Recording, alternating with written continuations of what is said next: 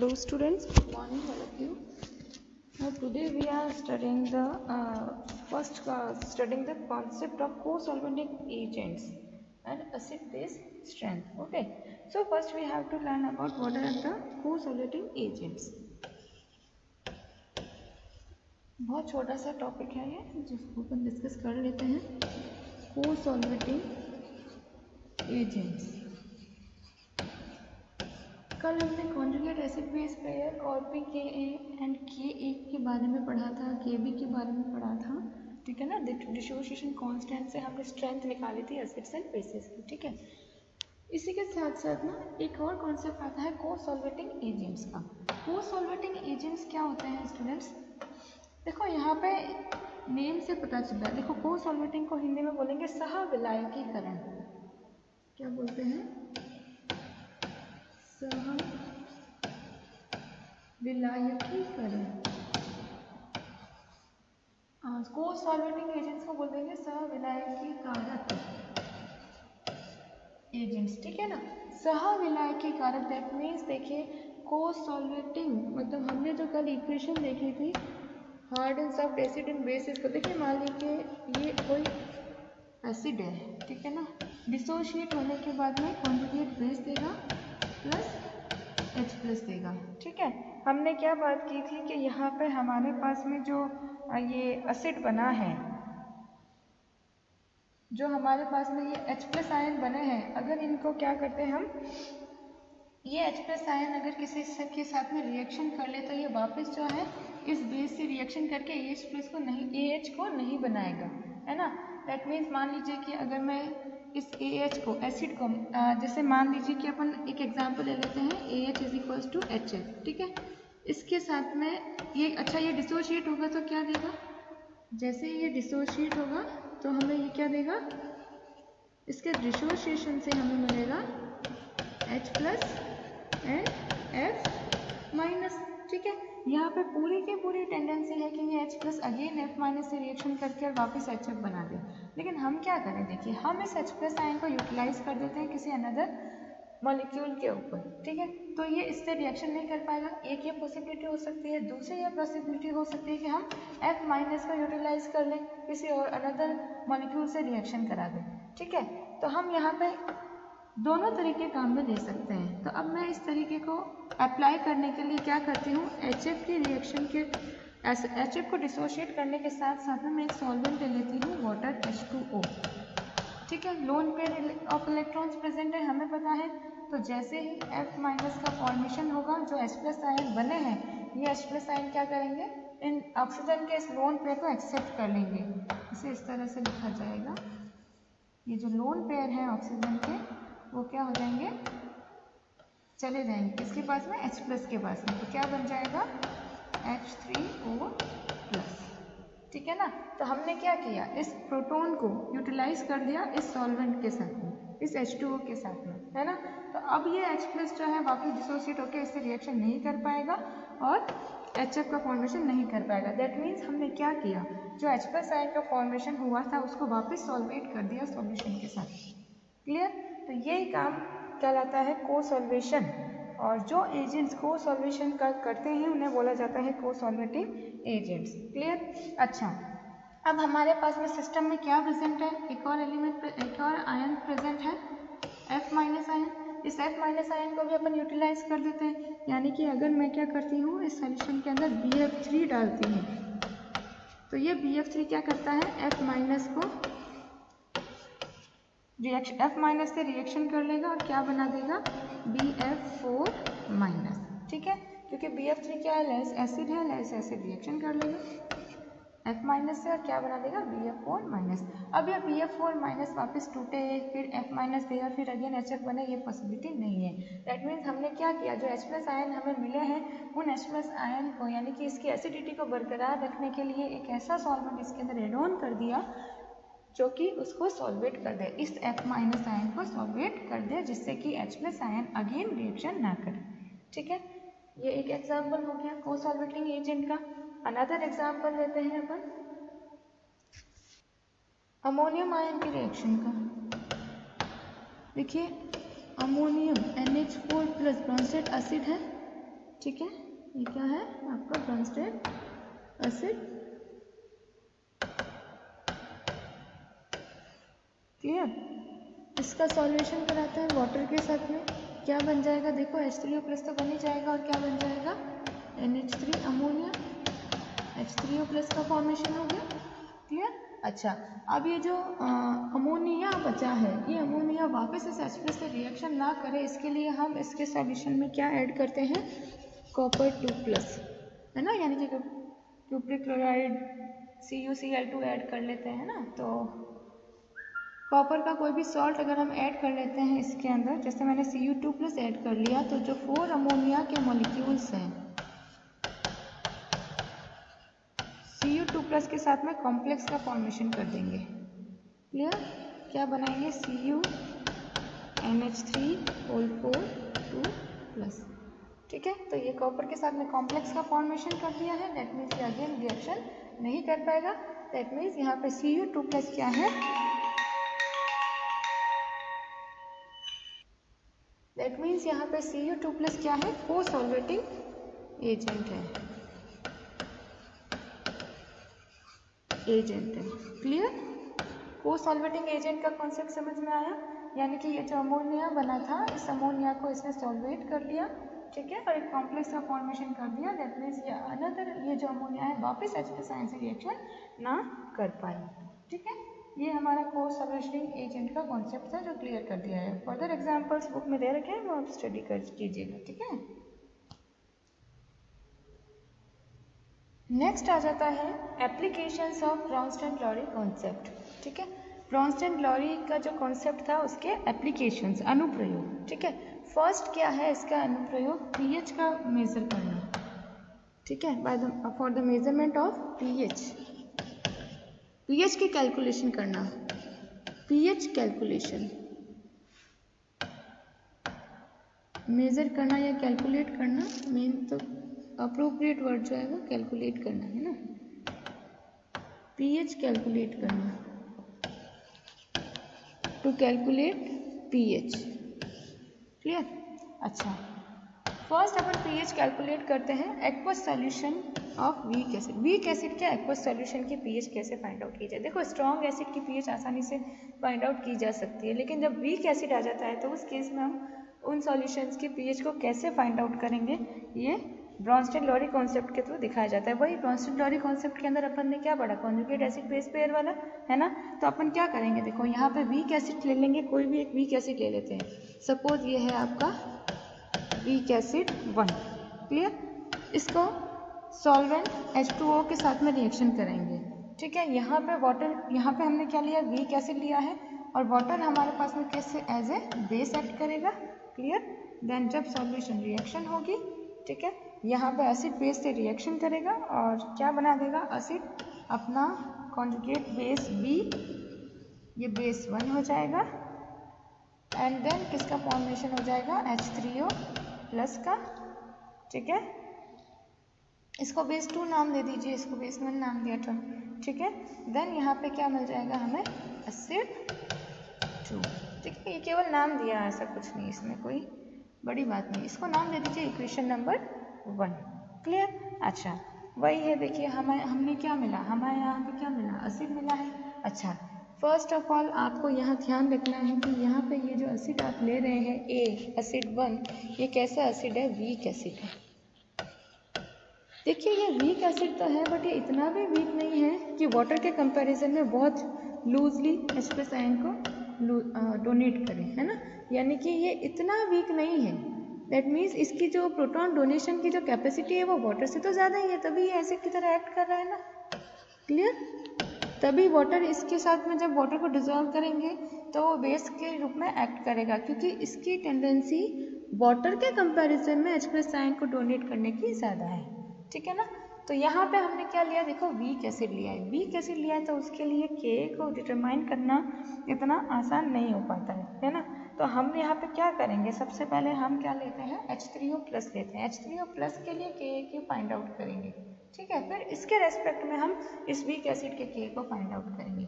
देखो कैसे है, तो H3O+ का हमें Ka फाइंड आउट करना है, तो फर्स्ट हम क्या करेंगे,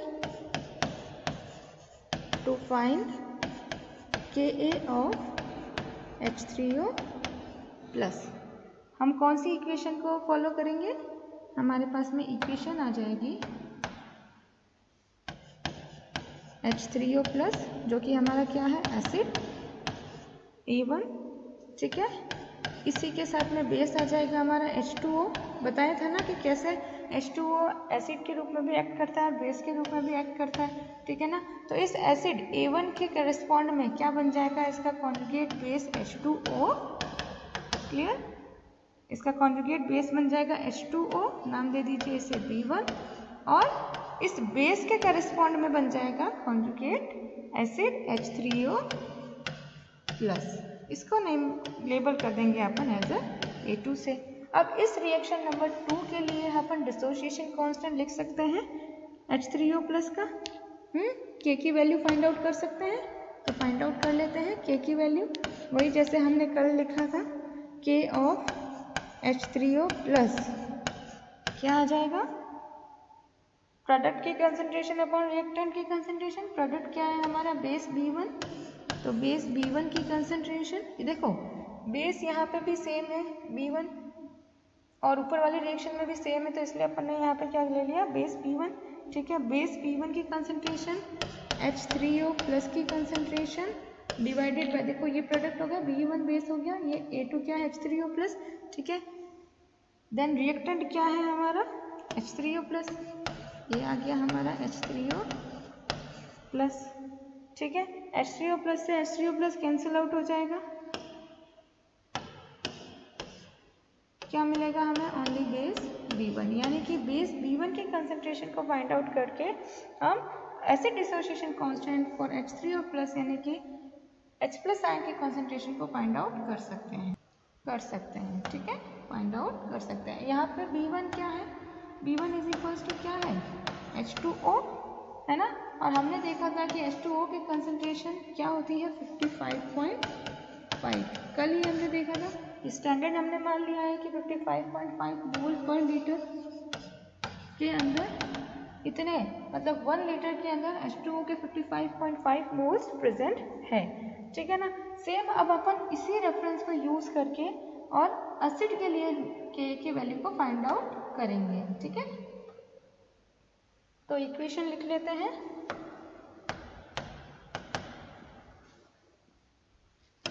एसिड हमारा रिएक्शन कर रहा है किससे, बेस H2O से, ठीक है। एसिड के करस्पॉन्ड में क्या बनेगा, बेस बनेगा, और H2O जो कि बेस था उसके करस्पॉन्ड में कॉन्जुगेट एसिड बन जाएगा। अब हमारे पास में क्या मिल गया हमें, H3O प्लस, ठीक है। अब इस इक्वेशन के लिए, इस इक्वेशन नंबर 3 के लिए हम Ka की वैल्यू लिखेंगे। तो इस इक्वेशन के लिए जब हम Ka की वैल्यू को फाइंड आउट करेंगे तो हमें क्या मिलेगा, बेस वही प्रोडक्ट अपॉन रिएक्टेंट, बेस की कंसंट्रेशन H3O प्लस की कंसंट्रेशन डिवाइडेड बाय A, ठीक है। तो ये हमारी Ka की वैल्यू हो जाएगी, इसको नाम दे देते हैं अपन इक्वेशन नंबर 4, ठीक है। और जैसे हम कंप्लीट ओवरऑल रिएक्शन के लिए, यानी कि दिस इक्वेशन नंबर 1 के लिए, अगर हमें इस कंप्लीट ओवरऑल रिएक्शन के लिए K की वैल्यू को फाइंड आउट करना है, तो हम क्या करेंगे, जो हमने एसिड के लिए K की वैल्यू निकाली है उसे, और जो हमारे Ka की वैल्यू निकाली है उसे मल्टीप्लाई कर लेंगे, क्लियर। तो हम इसे मल्टीप्लाई कर लेते हैं। नेक्स्ट स्टेप के अंदर क्या आ जाएगा, K multiple with the K H3O plus, clear. तो यहाँ पे हमें क्या मिलेगा, बेस H3O प्लस की concentration divided bye A multiple with the K H3O plus. अच्छा, K H3O प्लस हमारे पास में क्या आया है, H2O, दैट इज व्हाट, 55.5 मोल पर लीटर। तो इसी वैल्यू को हम यहाँ पे पुट कर लेंगे, that is multiple with the 55.5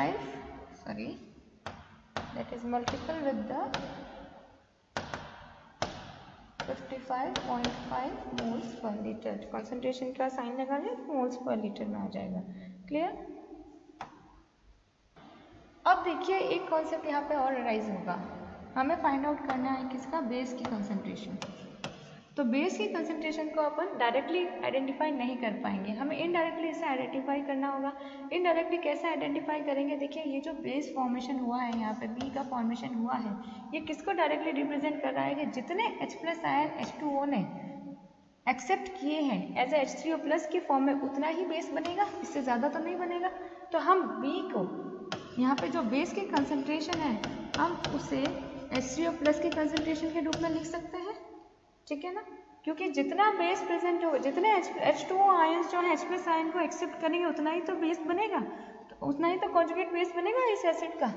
जितने H+ आयन यहाँ से जाएंगे ए से, जितने H+ आयन लूज होंगे उतना ही कॉन्जुगेट बेस बनेगा, और जितने H+ आयन लूज हुए हैं उसी H+ आयन को H2O ने एक्सेप्ट करके H3O+ का फॉर्मेशन किया है।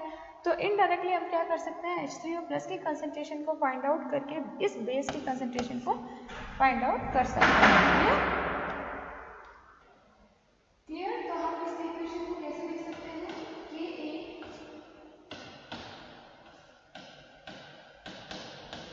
KH3O plus की कंसंट्रेशन, ये बोले Ka मल्टीपल होगा KH3O+ is equal to base की जगह पे लिख देंगे H3O+, यहाँ पर ऑलरेडी H3O+ प्रेजेंट है, तो हम क्या लिख सकते हैं, H3O+ की कंसंट्रेशन का स्क्वायर डिवाइडेड विद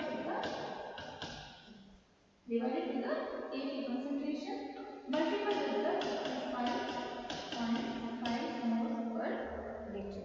क्लियर? यहाँ पे इक्वेशन को अपन नाम दे देते हैं, फोर होगी ये हमारा कॉन्सेप्ट आ गया बीच में, देन यहाँ क्या होगा 6 equation number 6, and then next equation में हमें क्या मिल रहा है, देखिए हमने क्या फाइंड आउट किया था,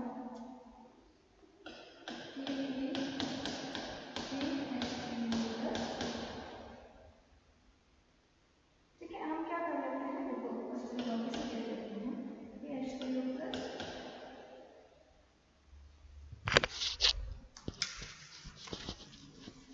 वॉइस क्लियर नहीं आ रही तो मैं एक बार वापस रिवर्स बता देती हूँ। हमने कुछ नहीं किया है, इक्वेशंस को नाम दे दिया है और Ka multiple with the KH3O+ is equal to H3O+ की कंसंट्रेशन का स्क्वायर हो जाएगा, क्योंकि यहाँ पे हमने B की जगह क्या लिया है, H3O+ की कंसंट्रेशन ही ली है, ठीक है ना, वो क्यों लिया है वो अपन डिस्कस कर चुके हैं। तो H3O+ का square divided to the A की concentration multiple with the 55.5। Clear? Then आगे नेक्स्ट स्टेप के अंदर हम क्या करते हैं, देखिए इसी इक्वेशन को अपन रीअरेंज करेंगे। क्लियर? इसी इक्वेशन को अपन रीअरेंज करेंगे, क्या था, KH3O+ रीअरेंज करेंगे, चलो पहले पूरी वापस लिख लेते हैं ताकि इजीली समझ में आ जाएगी, है ना। KH3O+ इज इक्वल्स टू क्या आया था हमारा, H3O+ का square 55.5 moles per litre divided with ये, ठीक है। अब इसको रीअरेंज करना है, रीअरेंज क्यों कर रहे हैं, क्योंकि हमें क्या करना है, हमें H3O+ की कंसंट्रेशन निकालनी है, क्योंकि नॉर्मल वे में इजीली अपन किसकी कंसंट्रेशन को फाइंड आउट कर सकते हैं, H3O+ की। अच्छा हमें तो क्या करना है, एसिडिटी को ही तो फाइंड आउट करना है, तो हम H3O+ की कंसंट्रेशन को निकालना है, इसलिए हम क्या करेंगे, इस इक्वेशन को रीअरेंज कर लेते हैं। रीअरेंज, अच्छा ये इक्वेशन कौन सी थी, इक्वेशन नंबर 16 से वापस ही लिखा है, ठीक है। इसको रीअरेंज करेंगे, पुनर्विन्यास, rearrange the equation 6, equation 6 what we get, KH3O+ multiple with A, ठीक है।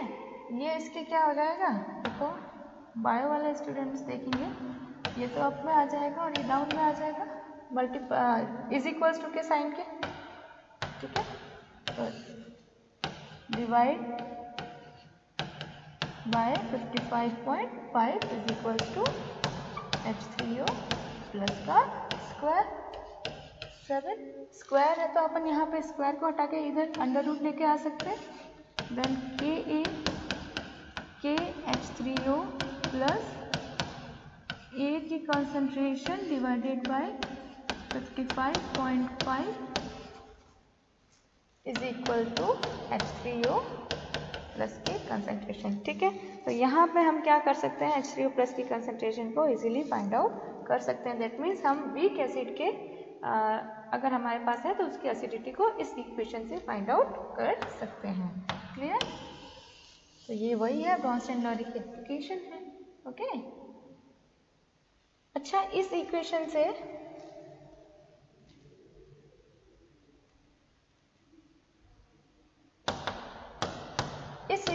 आपको क्या दिखाई दे रहा है, हमने क्या बताया था आपको लास्ट क्लास में, pH is equal to negative logarithm of hydrogen ion concentration. Hydrogen ion concentration को मैं H3O प्लस के रूप में रिप्रेजेंट कर सकती हूँ। ठीक है, अच्छा, हम यहाँ पे क्या देख रहे हैं, हाइड्रोजन आयन की कंसंट्रेशन जब अपन निकाल रहे हैं तो इस इक्वेशन में हमें क्या मिल रहा है, अंडर रूट मिल रहा है ना। अंडर रूट दैट मीन्स इसकी पावर क्या है, इस पूरी टर्म की पावर क्या है, half.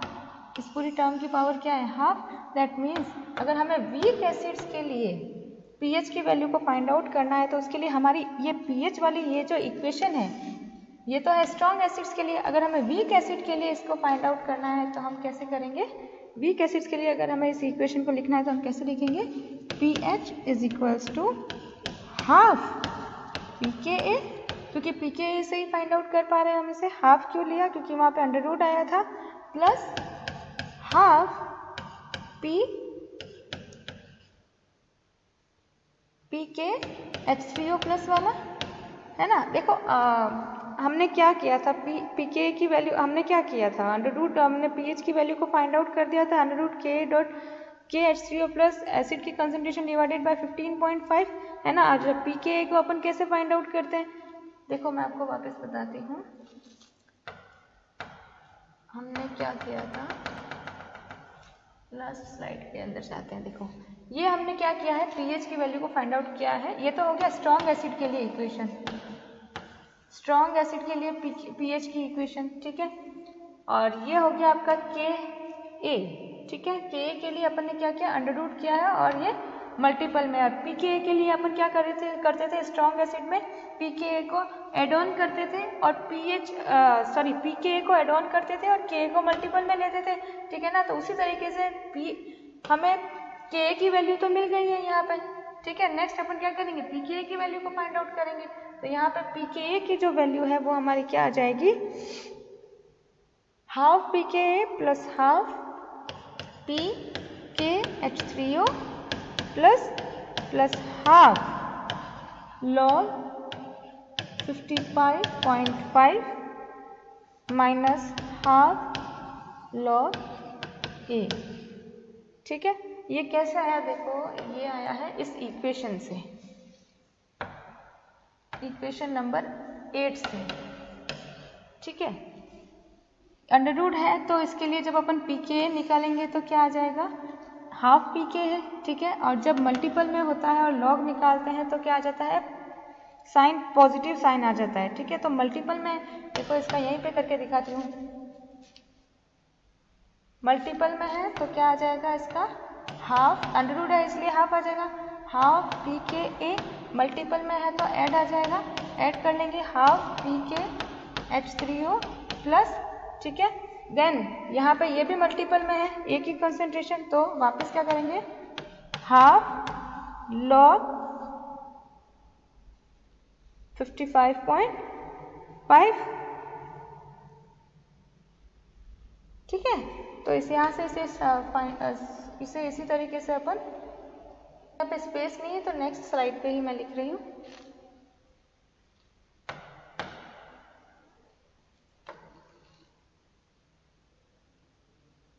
Negative log of A। ठीक है ना, ये उसी इक्वेशन से आया है।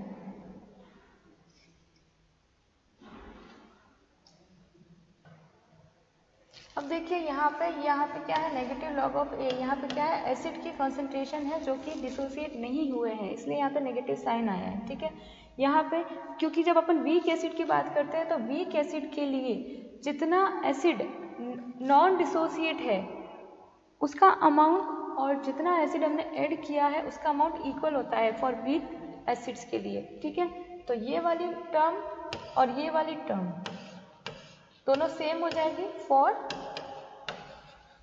Weak acid.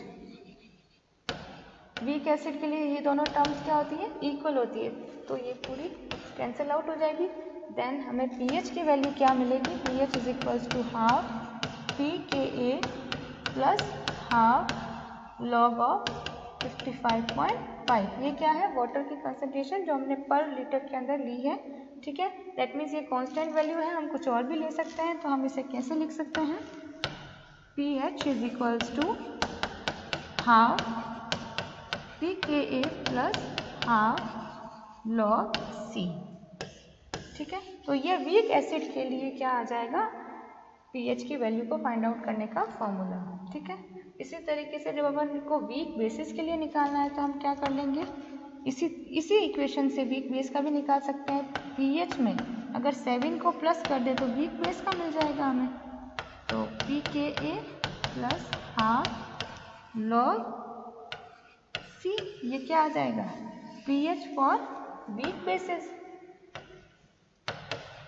pH की वैल्यू फॉर वीक बेसिस, और ये किसके लिए आ जाएगा, फॉर वीक